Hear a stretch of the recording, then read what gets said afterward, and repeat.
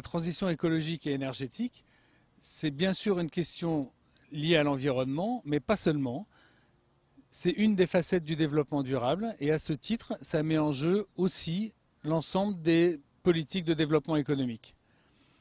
Par exemple, quand on s'occupe d'énergie, pour une entreprise, ça va être un enjeu fort de compétitivité, compte tenu des évolutions présentes et à venir du prix de l'énergie.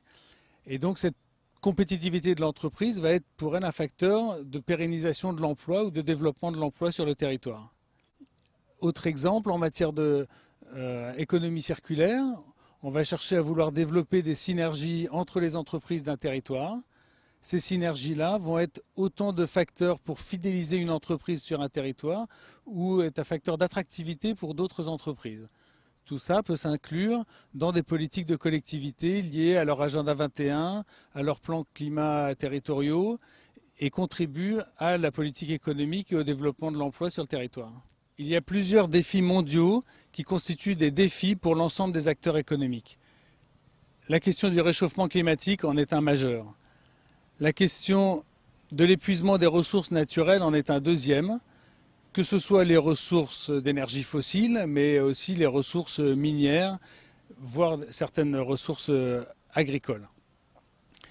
Et puis il y a aussi les enjeux sur la santé humaine et la question de la préservation des écosystèmes.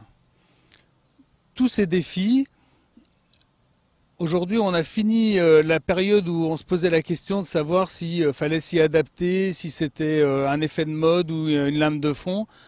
Aujourd'hui, dans tous les pays du monde, la question est à peu près consensuelle pour dire que oui, il faut adapter nos modes de production et nos modes de consommation à ces nouveaux défis.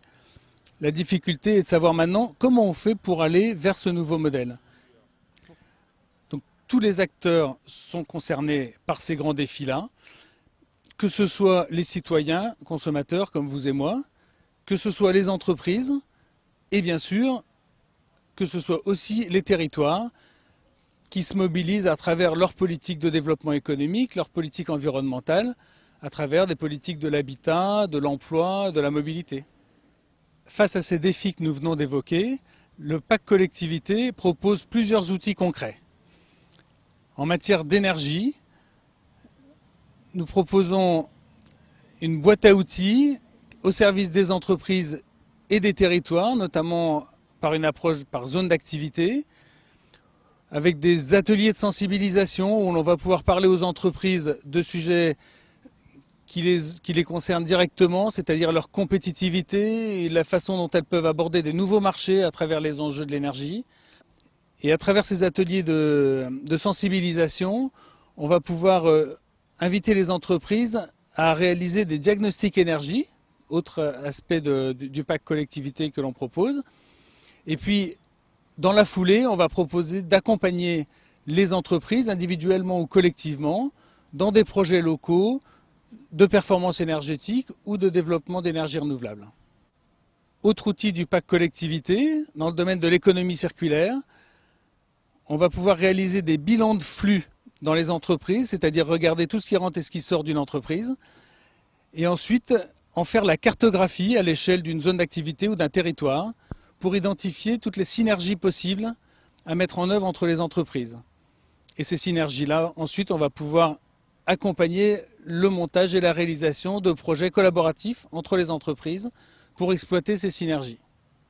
Globalement, que ce soit la transition énergétique ou écologique, à travers les outils d'énergie ou d'économie circulaire, on voit que cette transition correspond à des enjeux communs entre la Chambre de commerce et les entreprises et les territoires.